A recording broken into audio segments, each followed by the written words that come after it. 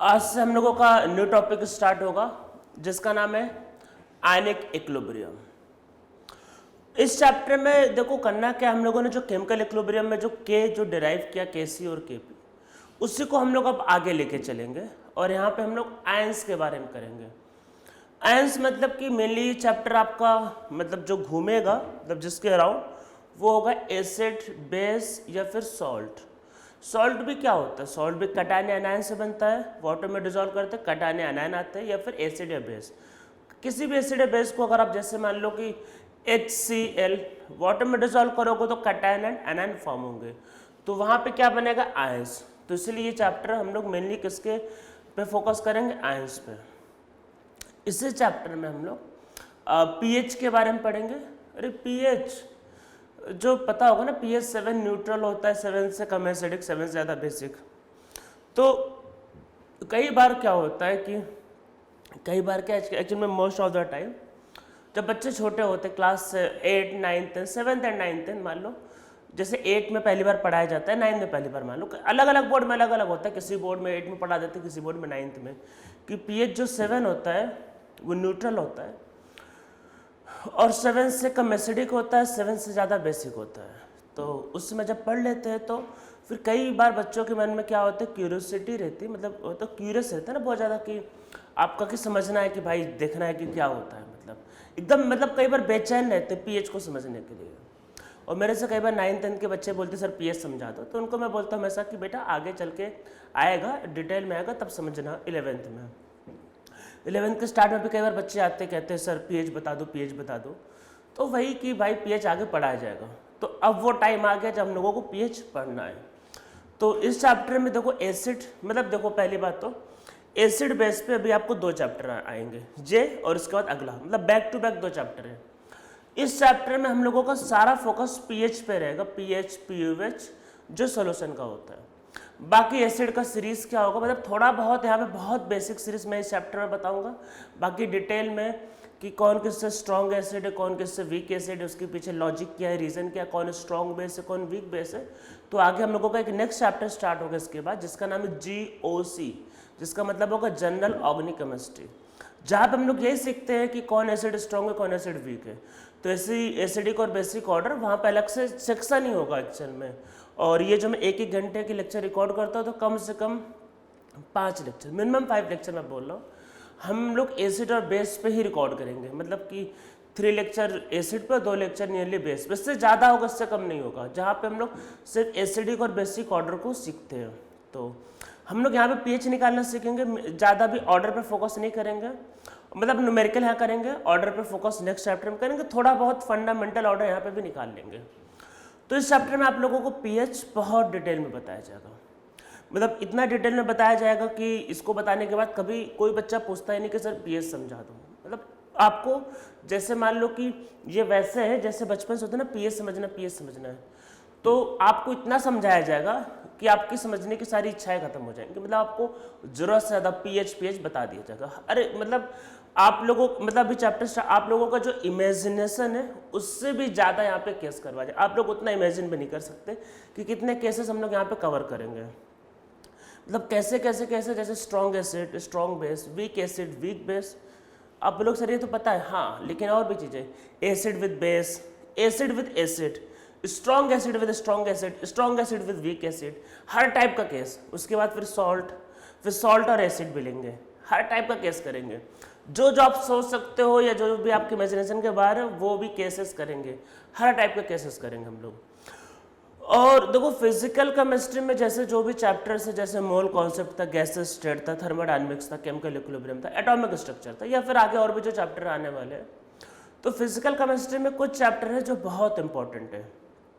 और स्पेशली जो JEE advance का पेपर है, जेई एडवांस के एक्चुअल में सारे पेपर, मतलब जेई मेन और नीट का भी, नीट में भी इस चैप्टर से कम 3-4 क्वेश्चन आते हैं, नीट में भी कम से कम 3 से 4 क्वेश्चन इस चैप्टर से आते हैं कम से कम। तो कोई भी एग्जाम हो उसमें इस चैप्टर से क्वेश्चन बहुत ज़्यादा आता है। फिजिकल केमिस्ट्री में बोल रहा हूँ कि ये आपका एक तरीके से one of the most important chapter है। फिजिकल केमिस्ट्री का मतलब केमिकल बॉन्डिंग नहीं है एक्चुअल में, केमिकल बॉन्डिंग इनऑर्गेनिक केमिस्ट्री है। अदरवाइज केमिकल बॉन्डिंग एक बहुत इंपॉर्टेंट चैप्टर है। तो फिजिकल केमिस्ट्री का ये one of the most important chapter में, जिससे बहुत ज़्यादा क्वेश्चन एग्जाम्स में आते हैं। तो हम लोग चैप्टर स्टार्ट करते हैं। मैंने स्टार्टिंग में थोड़ा बहुत बता दिया कि भाई चैप्टर के बारे में आपको पता होना चाहिए। चैप्टर थोड़ा लंबा भी है, बड़ा भी है और थोड़ा सा कॉन्सेप्ट बेस है। तो थोड़ा चीज़ों को सोच के करना तभी अच्छा रहेगा, अदरवाइज चैप्टर में आगे दिक्कतें हो सकती है। चैप्टर को बहुत ध्यान से देखना, बहुत ध्यान मतलब थोड़ा सोच के करना, मतलब थोड़ा सा चैप्टर सोचने वाला है और सोचने और इम्पॉर्टेंट है। अगर एग्जाम के पॉइंट ऑफ व्यू से तो ऑटोमेटिक सोचने वाला ही होगा। मतलब अगर जे एडवांस में मतलब एक्चुअल में सारे एग्जाम में इंपॉर्टेंट है, अगर जे एडवांस वालों को भी पसंद है इसका मतलब कि चैप्टर अच्छा होगा। वो आलतू फालतू चैप्टर को पसंद नहीं करते हैं, ठीक है। तो हम लोग स्टार्ट करते हैं आने के इक्विलिब्रियम। तो देखो मतलब आगे करेंगे, आगे चीज़ों को मतलब आगे मतलब कि वाटर को आगे करेंगे। अभी बहुत बेसिक चीज़ें से हम लोग स्टार्ट करते हैं। देखो जैसे मान लो आपके पास वाटर है, वाटर में आपने ग्लूकोज मिलाया, अरे गर्म का चीनी मिलाया, डिजॉल्व हो जाता है ग्लूकोज। पर ग्लूकोज क्या होता है, वो ब्रेक नहीं होता है, मतलब ग्लूकोज जो होता है वो कैटायन और एनायन में नहीं टूटता है। तो अगर आपने किसी ऐसे मटेरियल को आपने अगर वाटर में डिसॉल्व किया, एक्चुअल में वैसे ले तो कोई भी सॉल्वेंट ले सकते हो, वैसे ज़्यादा हम लोग फोकस करेंगे वाटर पे ही। तो आपने ऐसा कोई मतलब सल्यूट लिया, वाटर में डिसॉल्व किया, जो अपने आयंस में डिसोसिएट नहीं हुआ, तो वो कहलाएगा नॉन इलेक्ट्रोलाइट सल्यूट। तो इसमें स्टार्ट यहीं से करते हैं। तो लिखो पहला नॉन इलेक्ट्रोलाइट सल्यूट, ठीक है। इसमें नीचे लिखो salute which does not dissociate into cation and anion is known as non-electrolyte solute. Solute which does not dissociate into cation and anion is known as non-electrolyte solute. जो cation anion में नहीं टूटता वो कहलाता है नॉन इलेक्ट्रोलाइट सल्यूट, ठीक है। Chapter में इसका कोई यूज नहीं, इसलिए पहले लिखवा दिया, ठीक है। अब आते इलेक्ट्रोलाइट, ठीक है। तो लिखो solute which dissociate into cation and anion when dissolve in any solvent, bracket में लिख लो वाटर, मतलब मेनली वाटर ही रहेगा, ब्रैकेट बंद कर लो, इज नोन एज इलेक्ट्रोलाइट। और देखो जो भाई solute which dissociate into cation and anion when dissolved in water या when dissolved in solvent is known as electrolyte। तो कोई इलेक्ट्रोलाइट देखो दो टाइप के होते हैं, one is weak electrolyte and second is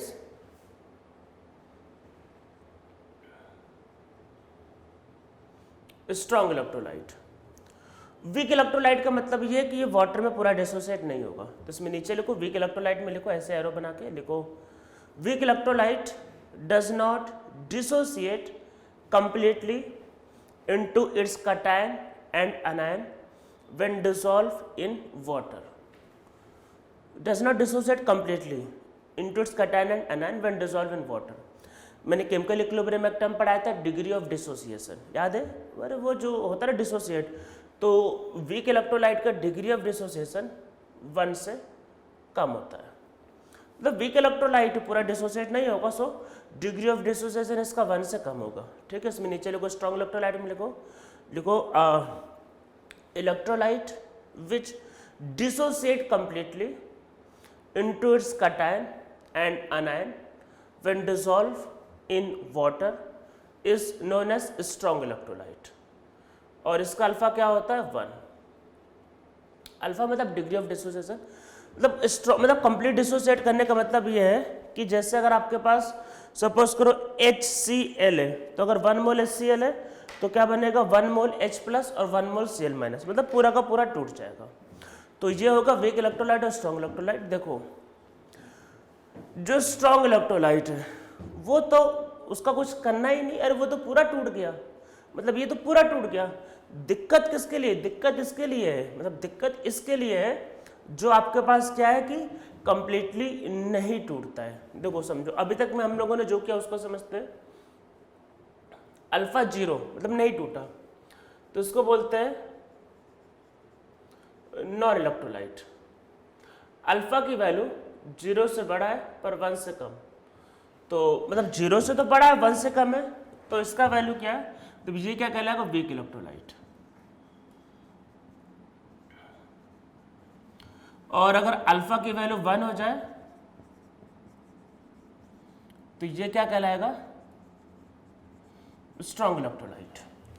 देखो ये 0 है तो उसका कोई टेंशन ही नहीं, ये तो कुछ करेगा ही नहीं। जो 1 है तो ये स्ट्रॉन्ग इलेक्ट्रोलाइट है, ये भी पूरा टूट गया, इसका भी कुछ नहीं कर सकते। दिक्कत इसके लिए ये वैल्यू 0 से 1 के बीच में, तो मतलब सारा जो दिक्कत होगा वो उसके लिए, ये मतलब कई फैक्टर पर डिपेंड करेगा, मतलब इसका जो अल्फा होगा वो सिचुएशन पे डिपेंड करेगा, ठीक है। तो देखो स्ट्रॉन्ग है तो पूरा टूट गया, तो उसका कुछ टेंशन नहीं। नॉन इलेक्ट्रोलाइट वो नहीं टूटा, उसका भी कोई टेंशन नहीं। दिक्कतें होंगी वीक वाले को, तो वीक वाले का अल्फा वेरी करता रहता है। तो इसमें नीचे लिखो factors affecting degree of dissociation of weak electrolyte, degree of dissociation of weak electrolyte. कौन कौन से फैक्टर उसके अल्फा को अफेक्ट करते हैं, ठीक है। कुछ पॉइंट लिख लेते हैं, विद टाइम हम लोग आगे समझते भी रहेंगे, ठीक है। तो पहले इसमें लिखो फर्स्ट लिखो नेचर ऑफ सैल्यूट। अरे कैसा लिया है उस पर ही डिपेंड करेगा पहली बात तो पहले लिखो नेचर ऑफ सैल्यूट, ठीक है। दूसरा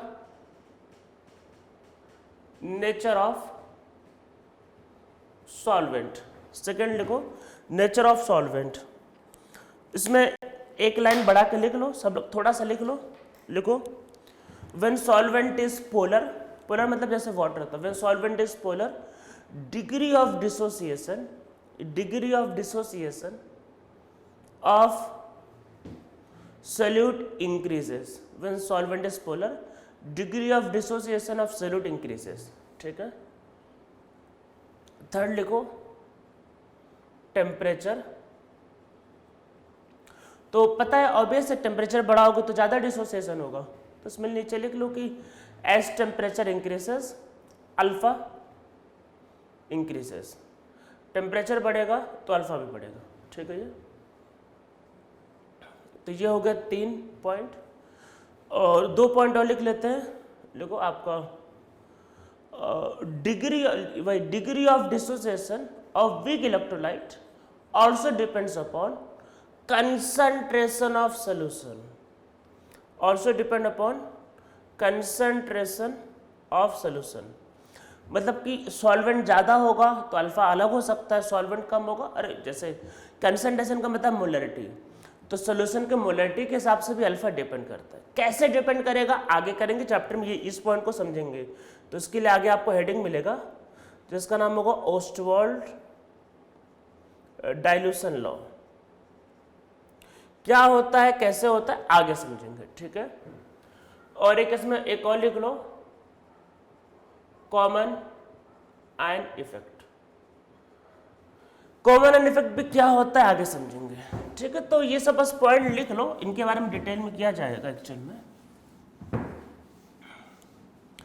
तो ये तो कुछ इलेक्ट्रोलाइट हो गया जो टूटता है जो नहीं टूटता है, ठीक है। और नॉन इलेक्ट्रोलाइट नहीं टूटते, इलेक्ट्रोलाइट टूटते हैं। एसिड बेस भी क्या होता है, एसिड बेस भी इलेक्ट्रोलाइट होता है जो कटायन और अनायन में डिसोसिएट कर जाते हैं, ठीक है। अब इसमें देखो कुछ बातें को हम लोग समझते हैं। पहले समझना होगा एसिड और बेस। पहले तो ये समझना एसिड और बेस क्या होता है। तो देखो है कि एक्चुअल में एसिड और बेस को डिफाइन करने के कई मेथड है, मतलब उसको डिफाइन करने के कई तरीके हैं। तो एक एक करके हम लोग सारे डेफिनेशंस को समझेंगे फिर आगे बढ़ेंगे। तो एसिड और बेस को डिफाइन करने के कई तरीके हैं। तो इसमें फर्स्ट लिखते हैं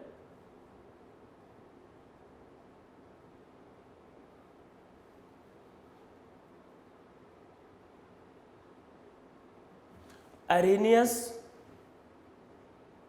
मेथड।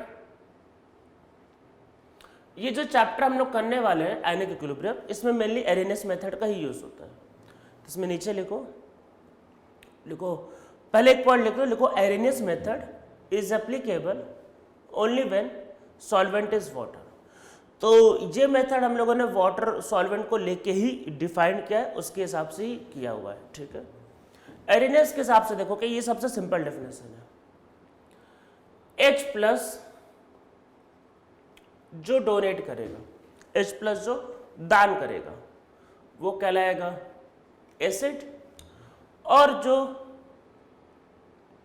OH माइनस डोनेट करेगा वो कहलाएगा बेस। H प्लस दान करने वाला एसिड और OH माइनस डोनेट करने वाला बेस। ठीक है, तो इसमें लिखते हैं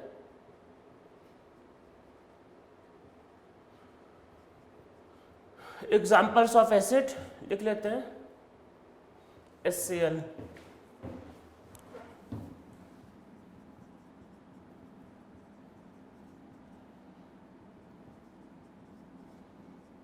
ठीक है। ऐसे आगे चलता जाएगा EDC, और फिर नीचे लिखते हैं एग्जाम्पल्स ऑफ बेस।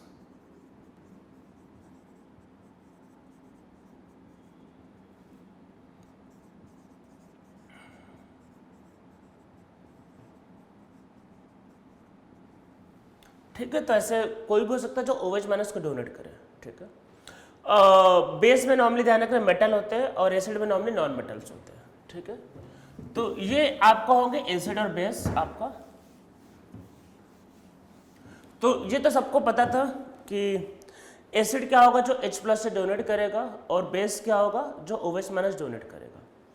एरिनेस के हिसाब से वो फेमस इक्वेशन आता है जो आप लोगों ने मतलब कई बार बचपन में पढ़े होते हैं, जो लोगों को याद रहता है। कौन सा? अरे वही, एसिड को बेस से मिला होगा तो सॉल्ट बनेगा और वाटर। ठीक है, तो नीचे लिखो according to Arrhenius theory, when acid react with base it always form salt and releases water. तो जब भी एसिड बेस से मिलेगा तो हमेशा सॉल्ट बनाएगा, और वाटर को क्या है, और वाटर को क्या करेगा, रिलीज करेगा, एंड रिलीजेस वाटर। ठीक है, इस बात को ध्यान रखना है। तो जब भी एसिड बेस से मिलता है सॉल्ट बनाएगा और वाटर को रिलीज कर देगा। ठीक है, ये आपका किसके अकॉर्डिंग होता है? ये आपका होता है एरिनेस थ्योरी के अकॉर्डिंग। ठीक है, इसमें सॉल्ट बनता है, साथ में वाटर क्या हो जाता है, रिलीज हो जाता है। ठीक है, ये अब हम लोग इसमें कुछ चीज़ें चलो और लिख लेते हैं थोड़ा सा, मतलब फिर अगले डेफिनेशन पे आते हैं थोड़ा सा और। तो इसी के अंदर कर लेते हैं टाइप्स ऑफ एसिड, इसी के अंदर थोड़ा सा और कर लेते हैं। देखो, अगर एसिड अगर एक H प्लस को देगा, कितने, एक H प्लस को, तो वो मतलब कि एक ही H प्लस को देगा तो बेस से एक बार रिएक्शन करेगा, तो वैसे एसिड को बोलते हैं मोनोबेसिक एसिड। तो इसमें लिख लेते हैं मोनोबेसिक एसिड। देखो, मोनोबेसिक का मतलब है कि ऐसा एसिड जो बेस से एक बार रिएक्शन करे। तो इसमें नीचे लिखो this type of acid react with base only one time, react with base only one time. तो बेस से सिर्फ एक बार रिएक्शन करते हैं, like HCl, HBr, HNO3, HI। ठीक है, बस यही कुछ एग्जांपल। और लिखना चाहते एक और लिख लो H3PO2, ये लिख लो HCOOH, लिख लो, अभी लिख लो, आगे समझेंगे सबको। तो इस बात को ध्यान रखना, मोनोबेसिक एसिड में ये लिखा ही है। ठीक है, ये मतलब ये एक ही बार H को देता है ये। ठीक है, फिर आगे सेकंड लिखो डाइबेसिक एसिड।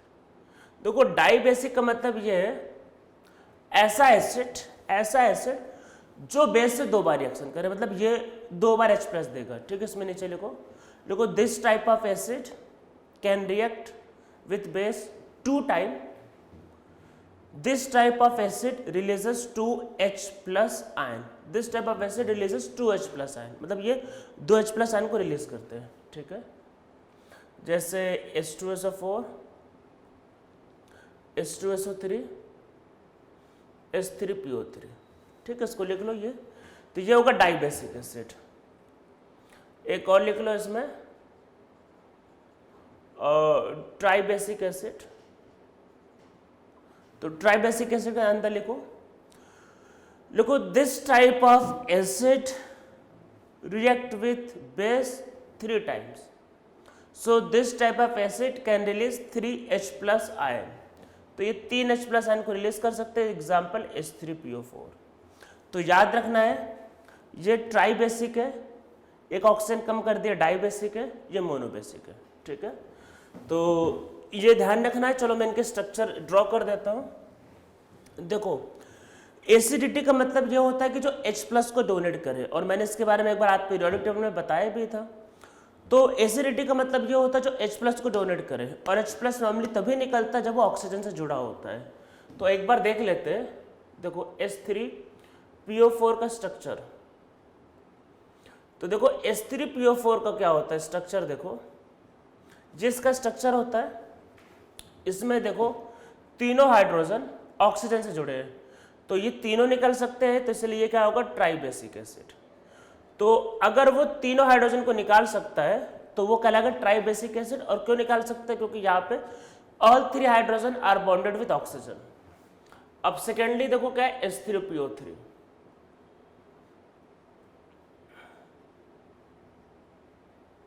ये मॉलिक्यूल होता है H3PO3, देख लो स्ट्रक्चर। तो यहाँ पे देखो सिर्फ 2 हाइड्रोजन जो है वो ऑक्सीजन से कनेक्टेड, ये वाला नहीं, और ऊपर से फॉस्फोरस और हाइड्रोजन में क्या है कि H+ निकल पाना एक तरह से इम्पॉसिबल है। आप बोलोगे क्यों? क्योंकि फॉस्फोरस और हाइड्रोजन की इलेक्ट्रोनेगेटिविटी नियरली सेम होती है। अगर सेम इलेक्ट्रोनेगेटिविटी तो चार्ज नहीं होगा, जब चार्ज नहीं होगा तो H+ टूटेगा कैसे? देखो एसिड का मतलब है H+ को देना। H+ तब बनेगा, देखो ऑक्सीजन और हाइड्रोजन में बहुत डिफरेंस है इलेक्ट्रोनेगेटिविटी का, तो उस पर अच्छा खासा पॉजिटिव चार्ज होगा और आराम से H+ के फॉर्म में बाहर निकल जाएगा। यहाँ पे इलेक्ट्रोनेगेटिविटी नियरली सेम है तो वो नहीं टूटेगा H+ के फॉर्म में, तो वो एसिड बन ही नहीं पाता है, तो इसलिए ये टूटेगा ही नहीं। तो इसलिए ये कितने हाइड्रोजन है? 2 ऑक्सीजन से कनेक्टेड जो निकल सकते हैं, तो इसलिए ये क्या कहलाएगा? This will be dibasic acid. और लास्ट वाला करते हैं H3PO2,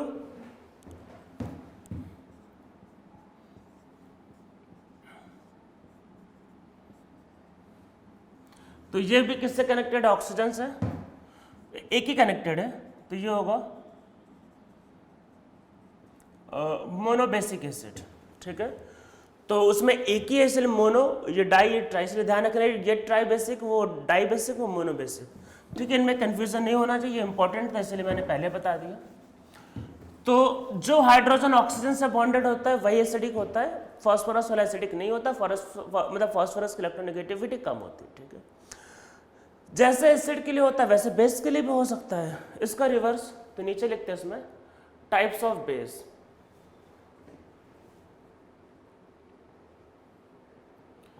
अगर बेस एसिड से एक बार रिएक्शन करे, अगर बेस एसिड से एक बार रिएक्शन करे तो वो क्या कहलाएगा? Mono acidic base. अरे पिछला वाला तो मोनो बेसिक एसिड, इस बार उल्टा, तो ये क्या होगा? उल्टा कर दो भाई, उल्टा, ये क्या होगा? Mono acidic base. तो इसमें नीचे लिखो this type of base releases only one OH, only one OH minus ion. So this type of base react with acid only one time, react with acid only one time। तो ये acid के साथ सिर्फ एक बार reaction करते हैं। नीचे लिखो example NaOH, KOH, LiOH, NH4OH, RbOH, हो गया, बस ये सब एग्जाम्पल होंगे। सेकंड लिखो, सेकंड लिखते हैं, लिखो डाई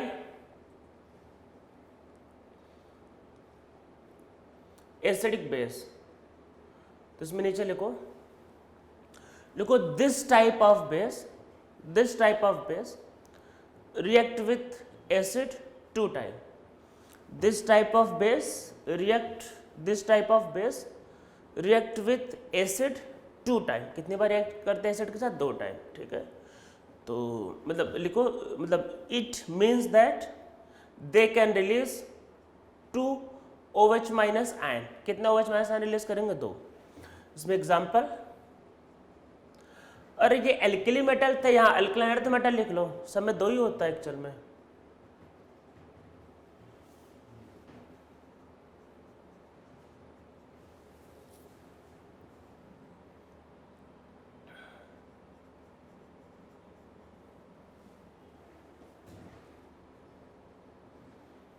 ठीक, ये होगा।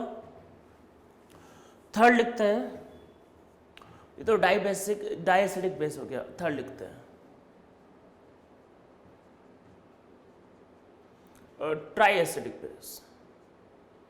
अरे 3 बार रिएक्शन करेगा, इसमें नीचे लिखो this type of base can react with acid 3 time, so they can release 3 OH minus ion, 3 OH minus ion.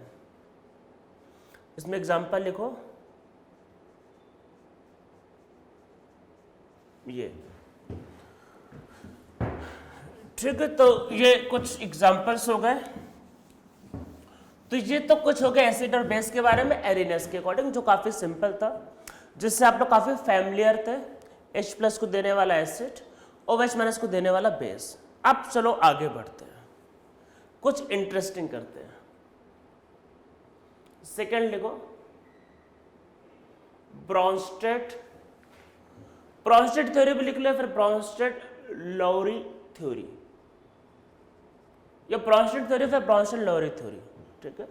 Simply Brønsted theory. इसकी डेफिनेशन में थोड़ा सा चेंज है। देखो एसिड और बेस को डिफाइन करने के कई तरीके हैं और अलग अलग साइंटिस्ट ने उसको अलग अलग तरीके से डिफाइन किया है। आप बोलोगे सर एग्जाम में हमें क्या आएगा, तो एग्जाम में अगर कुछ नहीं मेंशन किया तब आपको तीनों सोचने हैं। मतलब मान लो अगर कोई मॉलिक्यूल दिया है तो आपको तीनों के अकॉर्डिंग सोचने हैं। और वैसे कई बार मेंशन करके आता है ये मॉलिक्यूल बताओ एसिड की नहीं है इसके अकॉर्डिंग, तो वो लिख के भी आ सकता है। और नहीं तो आपको तीनों सोचने एक्चुअल में। इसके हिसाब से देखो क्या है, H+ जो डोनेट करेगा वो एसिड, H+ जो डोनेट करेगा वो एसिड, और H+ से फिर से जो एक्सेप्ट करेगा वो है बेस। इसने OH- की बात ही नहीं की, बोला H+ जो डोनेट करेगा वो एसिड और H+ जो एक्सेप्ट करेगा वो है बेस। और पिछले वाले में तो बहुत क्लियर कट था कि भाई ये एसिड ये बेस, इसमें चीजें क्लियर कट नहीं है। मतलब यहाँ पे थोड़ी सी चीजें कॉम्प्लिकेटेड है। तो अब जैसे जैसे चैप्टर में आगे बढ़ेंगे कॉम्प्लिकेशन तो होगा ही, तो इसमें चीजें थोड़ी सी कॉम्प्लिकेटेड है। इसमें मॉलिक्यूल एसिड की बेस वो डिपेंड करेगा कंडीशन पे। अब बोलोगे सर क्या बता रहे हो, हाँ मॉलिक्यूल एसिड की बेस वो कंडीशन पे अब डिपेंड करेगा। समझो, अब समझते एग्जांपल को। देखो HCl और वाटर, ठीक है। HCl ने H+ दिया तो क्या बना Cl- और ये बना H3O+, ठीक है। H+ को जो डोनेट करेगा, H+ को जो डोनेट करेगा, कौन डोनेट करा HCl, वो कहलाएगा एसिड। और इसने H+ दान कर दिया तभी तो ये बनना है ना। H+ निकालोगे तो Cl- बचेगा, तो H+ जो डोनेट करेगा वो एसिड, ठीक है। और जो H+ एक्सेप्ट करेगा वो है बेस। एक्सेप्ट कर रहा है ना ये बेस, ठीक है। अब पहले 1-2 एग्जांपल चलो और समझ लेते हैं। मैं कुछ भी कॉम्प्लिकेटेड करने के पहले 1-2 एग्जांपल और बता देता हूं। फिर से चलो वाटर और अमोनिया, उसने H+ दिया, NH4+ एंड OH-,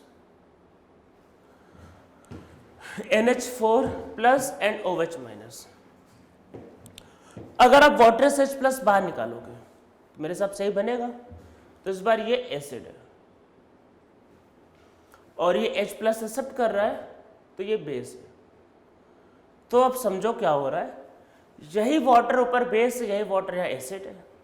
तो मतलब कि अब सेम मॉलिक्यूल बदल सकता है, वही एसिड भी हो सकता है वही बेस हो सकता है, सिचुएशन पे डिपेंड करेगा। अरे सिचुएशन पे डिपेंड करता है ना ये। अगर वो H+ उसको देने का मौका मिल रहा है तो एसिड कहलाएगा, और अगर H+ देने का मौका नहीं मिला उल्टा उसको लेना पड़ गया तो बेस कहलाएगा। तो H+ देने वाला एसिड, H+ लेने वाला बेस, ठीक है। अब कुछ चीजें, अब मैं चीजों को थोड़ा कॉम्प्लिकेटेड करने जा रहा हूं, थोड़ा सा ध्यान से देखना, ठीक है। थोड़ा ध्यान से देखना। अभी एक एसिड है, तो कोई इसके अकॉर्डिंग चल, एसिड है, H+ डोनेट कर दिया, अरे एसिड बाय H प्लस दान कर दिया, ले जाओ। इस सेल ने एसिड था, H प्लस दान कर दिया, बोला ले जाओ, दान कर दिया। अब जो बना वो होगा इसका कॉन्जुगेट बेस। H प्लस दान कर दिया और जो बनेगा वो कॉन्जुगेट बेस। मतलब एसिड से अगर H प्लस निकालोगे तो बनता है कॉन्जुगेट बेस। ठीक है, फिर से आगे समझते हैं। बेस को अगर आप H प्लस, ठीक है, एक्सेप्ट करवा दोगे, मतलब H प्लस, अरे बेस का काम क्या है, H प्लस लेना। तो बेस ने अगर H प्लस को ले लिया, मतलब बेस ने अगर H प्लस को ले लिया, ठीक है, तो फिर बेस ने H प्लस को ले लिया तो वो क्या बनाएगा,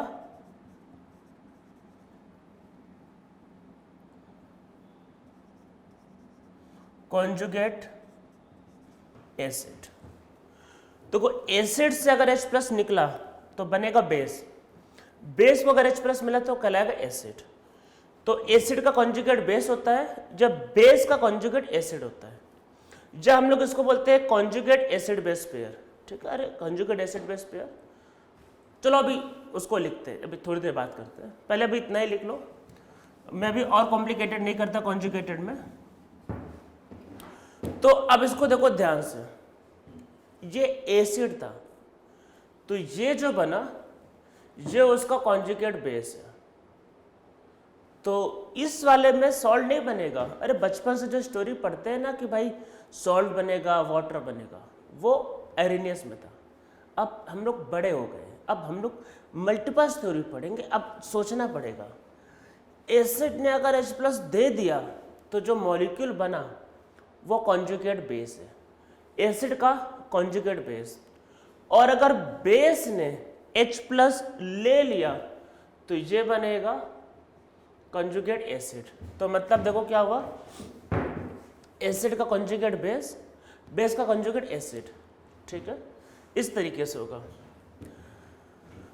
या इसमें देखो क्या हो सकता है, एसिड है, एसिड से क्या बनेगा, अरे वो एसिड है तो ये इसका कॉन्जुगेट बेस, और ये बेस है ये इसका कॉन्जुगेट एसिड। ठीक है, इस तरीके से हो सकता है। लिख लो इसको, लिख लिया। अब मैं एक इसको इरेज कर देता हूं। देखो सब कुछ अब हमारे देखने पे निर्भर करता है, हम लोग कैसे रिएक्शन को देखते हैं वो डिपेंड करता है। आप लोग सर क्या बता रहे हो, देखो मान लेते ये जो रिएक्शन है मैंने इसको फिर से लिखा, Cl माइनस H3O प्लस, इसने H को डोनेट किया, HCl बन गया और ये बन गया वाटर। अरे रिवर्स भी हो सकता है, इक्विलिब्रियम में रिवर्स हो सकता है। तो ये H प्लस को दे रहा है तो ये एसिड है, ये ले रहा है तो ये बेस। मान लो उल्टा भी हो सकता था, जे H प्लस को दे रहा है एसिड, वो ले रहा है बेस, तो उस बेस का क्या बना, कॉन्जुगेट एसिड, और एसिड का क्या बना, कॉन्जुगेट बेस। देखो मतलब अब ये बस देखने का तरीका, देखने का तरीका मतलब क्या है, अगर ये एसिड है तो ये इसका कॉन्जुगेट बेस, या वही सेम अगर बेस बोला तो एसिड। मतलब एसिड का बेस होता है, बेस का एसिड होता है, बस यही चल रहा है, H का एक्सचेंज, एसिड का बेस, बेस का एसिड, एसिड का कॉन्जुगेट बेस, कॉन्जुगेट मतलब कि भाई एक H का डिफरेंस, कॉन्जुगेट बेस, या फिर मान लो बेस का कॉन्जुगेट एसिड, बेस का कॉन्जुगेट एसिड, या फिर एसिड का कॉन्जुगेट बेस। हम लोग इसको बोलते हैं एसिड बेस पेयर, मतलब एसिड का बेस, बेस का एसिड, कोई भी बोल सकते हो। तो जो कॉन्जुगेट एसिड बेस पेयर होते हैं, मतलब जो होता है ना भाई, जैसे ये और ये पेयर है, ये और ये पेयर है, तो कॉन्जुगेट एसिड बेस पेयर में सिर्फ एक हाइड्रोजन का डिफरेंस होता है। ये बहुत इंपॉर्टेंट बात है जो आपको लिखना है, तो नीचे लिखो conjugate acid base pair, conjugate acid base pair have difference of only one proton. कितने प्रोटॉन का डिफरेंस होता है, सिर्फ एक प्रोटॉन का डिफरेंस होता है। ठीक है, इस रिएक्शन में ध्यान रखना था, ब्रोस्टेड वाले में एसिड और बेस के रिएक्शन से सॉल्ट नहीं बनता है, यहाँ पे एसिड और बेस की रिएक्शन से कॉन्जुगेट एसिड और कॉन्जुगेट बेस बनते हैं। ठीक है, अब हम लोग पहले इसी को समझते हैं, आपका ये कॉन्जुगेट एसिड बेस पेयर, मतलब कि एसिड से H प्लस निकालोगे, कॉन्जुगेट बेस बनेगा, बेस से H प्लस निकाल, मतलब एसिड से H प्लस निकालोगे कॉन्जुगेट बेस बनेगा। या बेस को अगर आप H प्लस दोगे, तो बेस को अगर आप H प्लस दोगे तो क्या बनेगा, कॉन्जुगेट एसिड। एग्जाम्पल पहले समझ लो कुछ। H2SO4, एक हाइड्रोजन निकालना है, एक हाइड्रोजन, तो ये बनेगा HSO4 माइनस, तो ये एसिड, तो ये इसका है कॉन्जुगेट बेस। HSO4 माइनस से अगर बनता है SO4 माइनस, ठीक है। तो अगर ये मान लेते एसिड है, देखो ये अगर एसिड है तो ये क्या बनेगा, उसका कॉन्जुगेट बेस। अरे एसिड को H प्लस दो तो बन जाएगा कॉन्जुगेट बेस। तो H2SO4 से अगर आप SO4 माइनस बनाते हो तो ये कॉन्जुगेट पेयर नहीं कहलाएगा। ये कॉन्जुगेट पेयर नहीं है, इस बात को ध्यान रखना है। कॉन्जुगेट पेयर में ध्यान रखना है सिर्फ एक हाइड्रोजन का डिफरेंस होता है। जहां पे कितने हाइड्रोजन का डिफरेंस है, 2, तो ये कॉन्जुगेट पेयर नहीं कहलाएगा। कॉन्जुगेट पेयर में सिर्फ और सिर्फ एक हाइड्रोजन का डिफरेंस होता है, ठीक है। तो ये कॉन्जुगेट पेयर नहीं है। अब समझो, देखो HSO4 माइनस जो है ये बीच का है, ये H को दे भी सकता है या H को ले भी सकता है। मान लो H को लेता तो बेस कहलाता, अरे H को लेता तो बेस कहलाता, तो ये इसका क्या होगा, H2SO4 कॉन्जुगेट एसिड, ठीक है। अरे एसिड का कॉन्जुगेट बेस, या अगर ये HSO4 माइनस, H दे भी सकता है ले भी सकता है। अगर H देगा तो एसिड होगा तो कॉन्जुगेट बेस बनेगा, या H लेगा तो बेस का कॉन्जुगेट एसिड। तो देखो ऐसा लिखते हैं, फिर देखो लिखा कैसे जाता है। H अगर एक एसिड है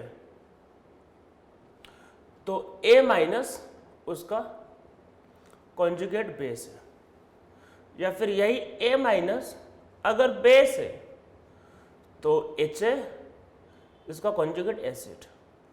मतलब इसका ये या इसका ये, मतलब चीजों को ऐसे समझना है, चीजें थोड़ी सी इंटरेस्टिंग है इसमें।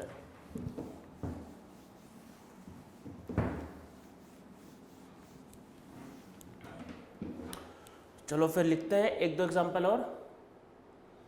HBr एसिड है तो Br माइनस कॉन्जुगेट बेस, ठीक है। ये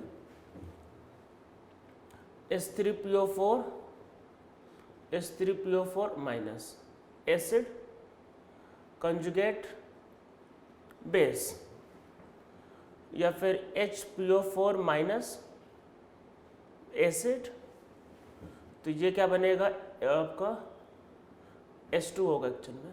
अरे एक H तो निकाल देना भाई, तो कॉन्जुगेट बेस। और एक बात को ध्यान रखना फिर से, H3PO4 से HPO4 माइनस कॉन्जुगेट पेयर नहीं कहलाएंगे, ये कॉन्जुगेट पेयर नहीं है, ठीक है। H प्लस निकाल दो कॉन्जुगेट एसिड बन जाएगा, H प्लस दे दो कॉन्जुगेट बेस बन जाएगा, ठीक है। तो इसमें चलो हम लोग कुछ एग्जाम्पल लिखते हैं, ठीक है। कुछ एग्जाम्पल लिखते हैं। तो क्वेश्चन लिखो, right conjugate acid and conjugate base both for the following, मतलब of the following. Right conjugate acid and conjugate base both of the following. मैं कुछ दे रहा हूं, उनका एसिड और बेस दोनों लिखने हैं। कॉन्जुगेट एसिड और कॉन्जुगेट बेस दोनों, पहले खुद से ट्राई कर लेना, फिर आप आंसर को मैच करवाना, ठीक है। ध्यान रखना।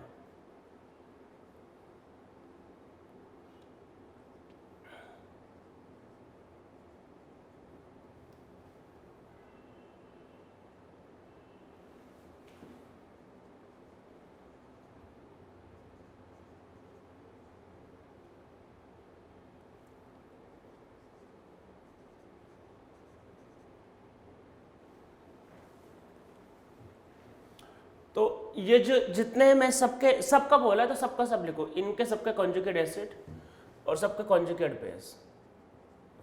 देखो जब कॉन्जुगेट एसिड बनाना है तो H प्लस, अरे ये मतलब कॉन्जुगेट एसिड का मतलब कि H प्लस दो, कॉन्जुगेट एसिड मतलब बेस का बनता कॉन्जुगेट एसिड, तो H प्लस दो तो क्या बनेगा H2F plus H3O plus H2S, H2PO4 minus H2SO4।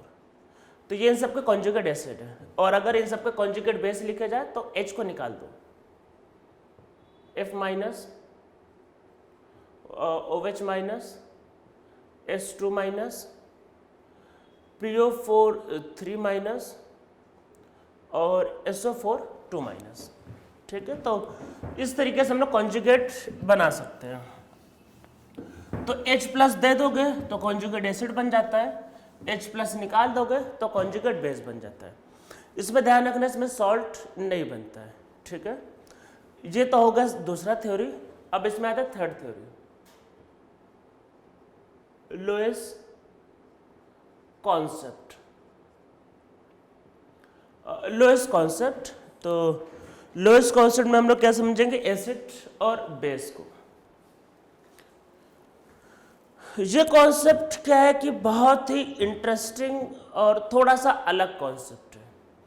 ये H प्लस की बात ही नहीं करता है, ये बात करता है एक्चुअल में आपका इलेक्ट्रॉन के बारे में। देखो है क्या, ये क्या बोलता है, जो इलेक्ट्रॉन डिफिशिएंट है, जो बेचारा इलेक्ट्रॉन से कंगाल है, जो भिखारी समझ लो, भिखारी कंगाल, कुछ नहीं, इलेक्ट्रॉन नहीं बेचारा, उसको इलेक्ट्रॉन चाहिए, मतलब तो जो इलेक्ट्रॉन डिफिशिएंट है, मतलब कि पहले यही लिख लेते हैं, इलेक्ट्रॉन डिफिशिएंट। ये क्या होता है, लुईस एसिड। लुईस एसिड को इलेक्ट्रॉन चाहिए, तो हम लोग इसको कई बार, पहले इतना ही लिख लो, पहले मैं और बता दूंगा। और जो इलेक्ट्रॉन रिच है, जो इलेक्ट्रॉन रिच है, इसके पास इलेक्ट्रॉन ज़्यादा है, मतलब इसका पैसा ज़्यादा है, मतलब पैसे वाला आदमी है, मतलब रिच आदमी, माला माल आदमी है, तो ये क्या है, Lewis base. Lewis acid, Lewis base, electron deficient, electron rich. ठीक है, सबसे पहले लिखते हैं लोएस एसिड, पहला हेडिंग लिखो, लोएस एसिड लिखो। लोएस एसिड क्या होता है समझते हैं। अगर किसी एटम ने बॉन्डिंग कर लिया है, पर बॉन्डिंग के बाद भी बेचारे का ऑक्टेट नहीं पूरा हुआ, मतलब बेचारा अनस्टेबल है, इलेक्ट्रॉन डिफिशिएंट है। अगर किसी एटम ने बॉन्डिंग कर लिया है और उसका ऑक्टेट नहीं पूरा है, ठीक है, उसको इलेक्ट्रॉन की कमी है, तो वो कहलाएगा आपका लुईस एसिड। तो इसमें नीचे लिखो, हेडिंग लिखो लुईस एसिड, फिर नीचे लिखो if octet of atom is not complete even after forming the bond, then it is known as electron deficient species and it is known as Lewis acid, ठीक है। इसमें नेक्स्ट लाइन से लिखो Lewis acid is also known as electrophile. Lewis acid is also known as electrophile.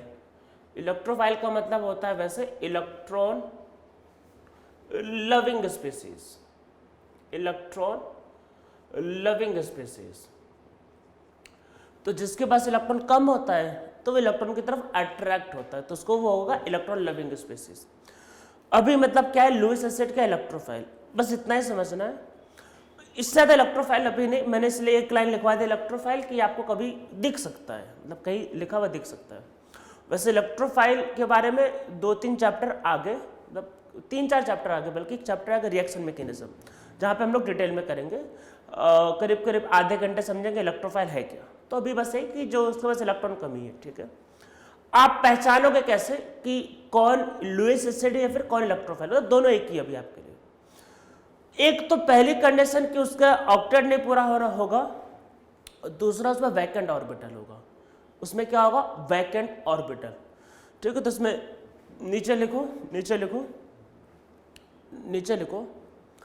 Lewis acid must have, मैंने याद रखना कि ये होना ही चाहिए, नहीं होगा तो नहीं कहलाएगा। Must have vacant orbital and octet of atom must be incomplete.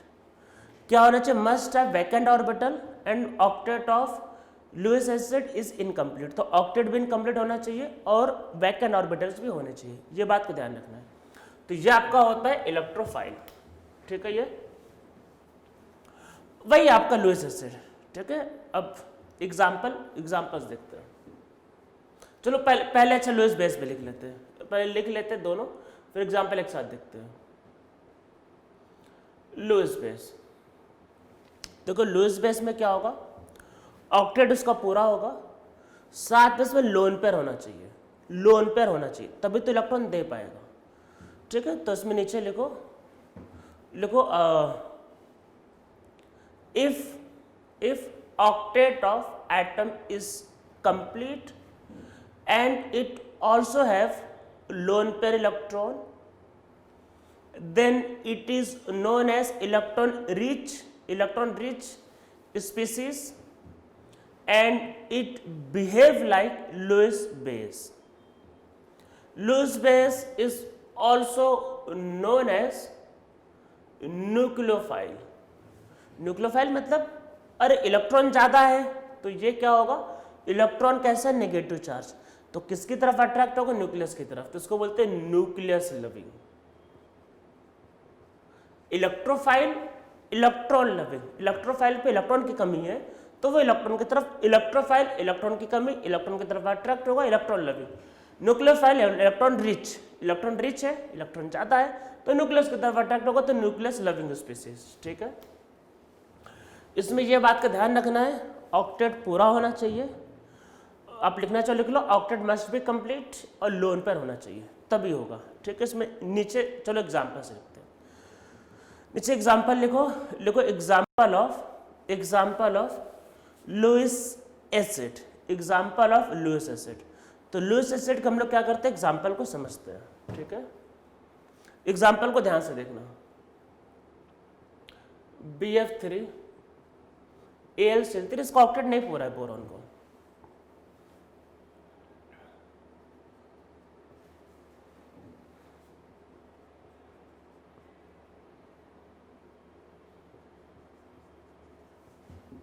इसमें किसी का भी ऑक्टेट नहीं पूरा एक्चुअल में, ऐसा आप बना सकते हो।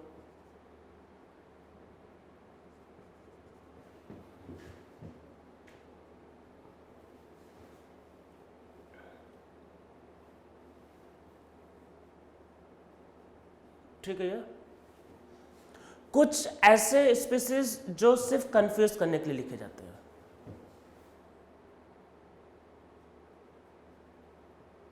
इलेक्ट्रॉन के साथ दिखाया जाएगा। तो इस इलेक्ट्रॉन को देख के इमोशनल मत हो जाना कि सर इलेक्ट्रॉन दिख रहा है तो उसका मतलब कि न्यूक्लियोफाइल हो गया, इसका मतलब कि बेस हो गया। नहीं भाई, अरे भाई देखो ऐसा होता है, देखो बेस का मतलब होता है कि इलेक्ट्रॉन ज़्यादा इलेक्ट्रॉन दान करे। आप ऐसे समझो, रियल लाइफ में जब किसी की कमी पूरी, मतलब मान लो किसी को कुछ पैसे की ज़रूरत है, जब उसका खुद का जो नीड पूरा हो जाता है तो जब ज़्यादा होगा तो फिर पैसे दान करता है। अगर खुद का अगर उसका जो रिक्वायरमेंट वो पूरा नहीं हुआ तो दान नहीं करेगा। इसमें कार्बन का ऑक्टेट पूरा नहीं है, जब खुद बेचारे का ऑक्टेट नहीं पूरा, जब खुद बेचारा कंगाल है तो कहाँ से दान करेगा ये, खुद बेचारे का ऑक्टेट नहीं पूरा हो पा रहा, आप बोल रहे इलेक्ट्रॉन दान करवा दो, मतलब वही कार्बन भी बोलेगा मजाक चल रहा है उसके साथ। एक तो बेचारा खुद गरीब है, ऑक्टेट इनकम्प्लीट है, खुद इसको इलेक्ट्रॉन चाहिए और आप बोल रहे हो कि डोनेट कर दो, ऐसे कैसे चलेगा बताओ फिर। तो इसलिए ये ध्यान रखना, ये जो है ये आपका लुईस एसिड है। ऐसे मॉलिक्यूल स्पेशली दिए जाते हैं एग्जाम में कंफ्यूज करने के लिए, तो ध्यान रखना है कि ये सब आपके पास लुईस एसिड है। Octet of carbon is incomplete, इसमें देखो कैसा है, कार्बन पे 4 इलेक्ट्रॉन होते हैं तो 2 बॉन्ड बना लिए, ठीक है। तो ये इसमें लिख लो, लोन पेयर से कंफ्यूज नहीं होना है। मैंने क्या बताया था, मैंने क्या कंडीशन बताई थी एसिड के लिए, क्या कंडीशन बताई थी, ऑक्टेट इनकम्प्लीट और वैकेंट ऑर्बिटल। अरे कार्बन में 4 ऑर्बिटल होते हैं ना, एक S और 3 P, 4 ऑर्बिटल, तो एक में लोन पेयर है और 2 में ये, तो एक बच गया ना एक वैकेंट ऑर्बिटल। तो इसीलिए ये आपके पास क्या है, ये आपका इलेक्ट्रोफाइल। तो याद रखना ये आपका मतलब ये एसिड है, ये मतलब ऑक्टेट इज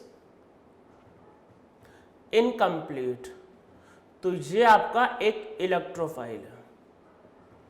ये कैसा है? इलेक्ट्रोफाइल। ठीक है, ध्यान रखना ये एक इलेक्ट्रोफाइल है। ठीक है, सब क्लियर एकदम? इलेक्ट्रोफाइल ही है। तो लोन पेयर को देख के इमोशनल नहीं होना है, कंफ्यूज नहीं होना है। ठीक है, नीचे लिखते हैं लुईस बेस। लुईस बेस में ऑक्टेट पूरा होगा, साथ में लोन पेयर भी होगा। वाटर, अरे ऑब्वियस है, ड्रॉ कर लो, लोन पेयर आएगा। देखो बेस में लोन पेयर होगा, ये आपको समझ में आना चाहिए। ये दिखाएंगे नहीं, दिखाया जाएगा उसका जहाँ पे मतलब काम का नहीं। जैसे कार्बिन मैंने भी लिखा, एक्चुअली वो कार्बिन कहलाता है। कार्बन जब दो बॉन्ड बनाता है एक लोन पेयर होता है, उसको बोलते हैं कार्बिन। तो कार्बिन का इलेक्ट्रॉन स्पेशली दिखाते हैं कंफ्यूज करने के लिए। आप सोचो ये बेस है, नहीं, बेस के लिए ऑक्टेट पूरा होना चाहिए। तो जहां पे लोन पेयर का मतलब काम नहीं है वहां दिखाया जाएगा, और जहां पे काम है वहां नहीं दिखाया जाएगा। तो ऑक्सीजन को आपको समझना पड़ेगा भाई, ऑक्सीजन जो है 6 इलेक्ट्रॉन होते हैं, ऑक्सीजन पता होता है, केमिकल बॉन्डिंग 6 इलेक्ट्रॉन होते हैं, 2 बॉन्ड बनाया तो 4 इलेक्ट्रॉन बच गए।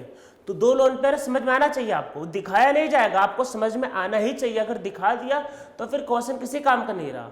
इतना तो आपसे वो एग्जाम में एक्सपेक्ट करते हैं कि आपको इतना आना ही चाहिए, इतनी उम्मीदें हैं आप लोगों को, मतलब वो लोग इतनी उम्मीदें करते हैं कि भाई जो बच्चा क्वालिफाई करेगा उसको इतना पता होना चाहिए। तो लोन पेयर यहाँ कभी नहीं दिखाया जाएगा, लोन पेयर को आपको समझना पड़ेगा। ठीक है, तो ये बेस है। अमोनिया हो गया, PH3 हो गया, H2S हो गया। ठीक है, तो ये सब लुईस बेस के एग्जाम्पल होंगे। ठीक है, यहाँ पे लोन पेयर बचता है। ठीक है, इसमें नीचे लिखो examples of neither Lewis acid neither Lewis base. Example of neither Lewis acid nor Lewis base. ठीक है, neither Lewis acid nor Lewis base. जैसे मान लो ये CH4 ऑक्टेट पूरा है पर लोन पेयर नहीं है, ना इलेक्ट्रॉन फ्री दे सकता है ना ले सकता है। ठीक है, ना दे सकता है ना ले सकता है, तो ऐसा कोई मॉलिक्यूल SiH4। ठीक है, ये सब ना एसिड है ना बेस। ठीक है, इसमें मैं कुछ एक एग्जांपल बताने जा रहा हूं, उसको ध्यान से समझना। कार्बन में अगर 3 बॉन्ड और प्लस चार्ज है, मतलब वैकेंट ऑर्बिटल होगा, तो ये जो है ये है लुईस एसिड। ठीक है, ये सब कुछ नाइदर वाले, ये लुईस एसिड है। ठीक है,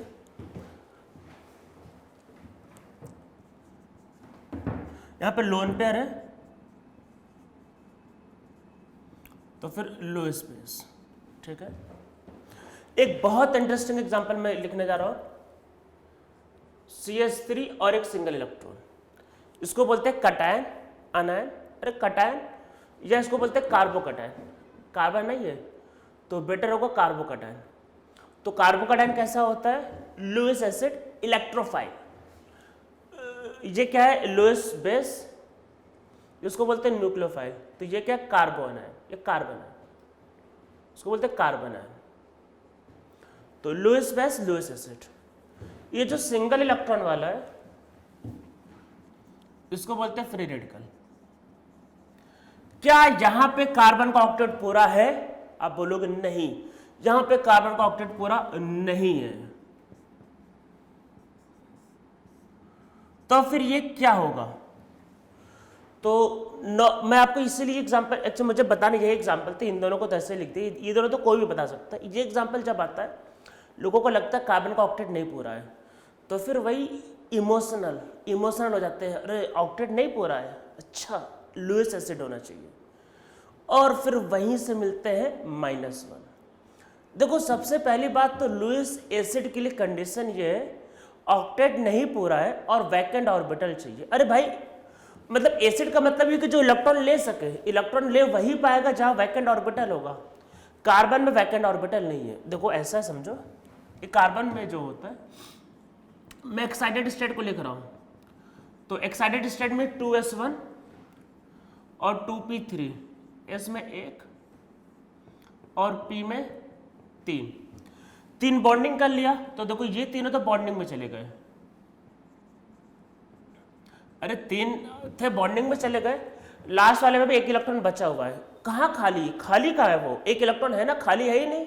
मैंने बोला था वैकेंट, वैकेंट मतलब खाली होता है, वहाँ पे 1 इलेक्ट्रॉन है, वो अनपेयर्ड है, अनपेयर्ड इलेक्ट्रॉन है, वहाँ पे खाली है, वहाँ पे कोई वैकेंट नहीं है। तो ये इलेक्ट्रॉन को ले ही नहीं पाएगा। इलेक्ट्रॉन लेने के लिए वैकेंट ऑर्बिटल चाहिए होता है भाई, इलेक्ट्रॉन ले ही नहीं सकता, वैकेंट ऑर्बिटल नहीं है। तो ये लुईस एसिड नहीं है, लुईस एसिड है ही नहीं। और लुईस बेस, आप बोलोगे बेस, अरे लुईस बेस होने के लिए ऑक्टेट पूरा होना चाहिए, क्या इसका ऑक्टेट पूरा है? नहीं है, ना इसका ऑक्टेट पूरा है, ना इसमें वैकेंट ऑर्बिटल है, तो ये कुछ भी नहीं है। इमोशनल होके मत कि इसका मतलब होता क्या है, लोग इमोशनल हो जाता है, ऑक्टेट नहीं पूरा, एसिड होना चाहिए, ऑक्टेट नहीं, ऐसे ऑक्टेट नहीं पूरा, दया, ऑक्टेट नहीं पूरा, अच्छा दया आ जाती है, अच्छा एसिड होना चाहिए। या फिर ऐसा होता है कि, या फिर दूसरा, अच्छा इलेक्ट्रॉन है, बेस होना चाहिए, ना ये एसिड है ना बेस, ना इस पर वैकेंट ऑर्बिटल है, ना इस पर लोन पेयर है, अरे वो अनपेयर्ड इलेक्ट्रॉन है, या ऑक्टेट नहीं पूरा, तो ये कुछ भी नहीं। तो इसमें नीचे लिखो, इसको बोलते हैं फ्री रेडिकल, तो नीचे लिखो, ये लिख लो CH3 और ये रेडिकल बना लो, लिखो this is neither acid nor base, it does not have vacant orbital and also octet is not complete, so it does not behave like acid as well as base, so it does not behave, ठीक है, neither acid nor base, ना acid ना base, ठीक है। आज का lecture यहीं पर रोकते हैं। हम लोगों ने भी बेसिक चीजें समझा, एसिड बेस को डिफाइन करने के तरीके। अब नेक्स्ट लेक्चर में क्या सीखेंगे, नेक्स्ट लेक्चर में समझेंगे थोड़ा सा एसिडिक के ऑर्डर के बारे में, थोड़ा सा यहाँ समझेंगे, और फिर डिटेल में तो आके आएगा, और फिर समझेंगे वाटर के बारे में, उसके बाद फिर पीएच निकालना उसके बाद, ठीक है। तो धीरे धीरे चैप्टर को बढ़ाएंगे। तो हम लोग आज के लेक्चर में यहीं पे रोकते हैं, जहाँ पे हम लोगों ने एसिड और बेस के बारे में समझा।